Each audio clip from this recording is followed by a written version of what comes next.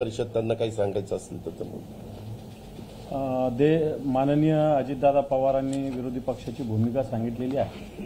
मी त्याला जोडूनच पुढे काही भूमिका सांगू इच्छितो. कायदा आणि सुव्यवस्थेचा प्रश्न अतिशय महत्त्वाचा आहे. विशेषतः भंडारामध्ये जी घटना भंडारा आणि गोंदियामध्ये घडलेली आहे याला जोडूनच महाराष्ट्रात या काळात अनेक घटना घडलेल्या या 40-50 दिवसात आणि याच्याविषयी सरकारची भूमिका अतिशय दुर्दैवानं म्हणावं लागेल की बेपर्वाईची आहे.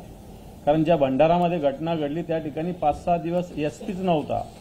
हे सगळं होत असताना आमदारांचा धमक्याचा मुद्दा मांडलेला आहे. परंतु ठिकठिकाणी विरोधी पक्षाच्या कार्यकर्त्यांना नामोहरम करण्यासाठी नोटिसा देणं, तडीपार करणं अशा प्रकारचा प्रकार सुद्धा सरकारने सुरू केला आहे. सगळ्यात महत्त्वाचं टीईटी सारखा विषयामध्ये गैरप्रकार करून स्वतःचे नातेवाईकांना नोकरी देण्याचा प्रकार घडलेला असताना अशा प्रतिनिधींना मंत्रिमंडळात स्थान देणं हा सुद्धा प्रकार या सगळ्याच्यात घडलेला आहे.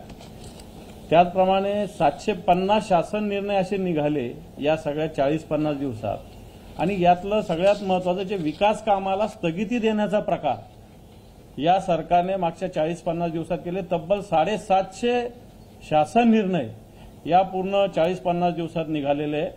हे सगळं करत असताना शेतकऱ्यांच्या विषयी नुसती मदतीची घोषणा केली. एनडीआरएफचे निकष अतिशय कालबाह्य आहे आणि हे अतिशय काही ठिकाणी आता मी काही ठिकाणी आला असं की विदर्भात 400 रुपये आणि 500 रुपये शेतकऱ्यांना मिळू शकतात अशा प्रकार चाललेला आहे. निकषामध्ये मी एकच उदाहरण देतो की मी सुद्धा नांदेड, हिंगोली, जालना, परभणी गेलेलो असताना जमीन वाहून जाण्याचा प्रकार आहे. मग ही जमीन वाहून जात असताना ती किती सेंटीमीटर वाहून गेली, किती इंच वाहून गेली, किती मिलीमीटर वाहून गेली याचा आधी कधीच मोजमाप झालेला नसताना आता कसं मोजमाप होणार हा एक प्रश्न आहे.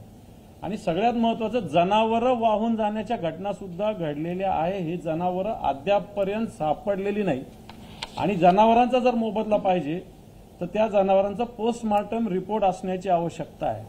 परंतु असं पोस्टमार्टम जर जनावरात सापडलेलं नसेल तर त्याचं पोस्टमार्टम रिपोर्ट कुठून होणार. आणि म्हणून ह्या मदतीसाठी सुद्धा काही निकष मला वाटतं थांबवावं लागतील. ही सुद्धा भूमिका घ्यावी लागेल. बुलेट ट्रेनसाठी इमिजिएट निधी या सरकारने दिलेला परंतु शेतकऱ्यांसाठी निधी मिळत नाही. आणि जो प्रोत्साहन भत्ता महाविकास आघाडी सरकारने उद्धवजी ठाकरे साहेब, अजितदादा आणि बाळासाहेब थोरांच्या नेतृत्वाखाली जाहीर केला होता प्रोत्साहन भत्ता, याच्यामध्ये आणखी अटी शर्ती टाकून या सरकारने तो प्रोत्साहन भत्ता शेतकऱ्यांना कशा पद्धतीनं मिळणार नाही अशा प्रकारचा नवीन शासन निर्णय काढलेला आहे.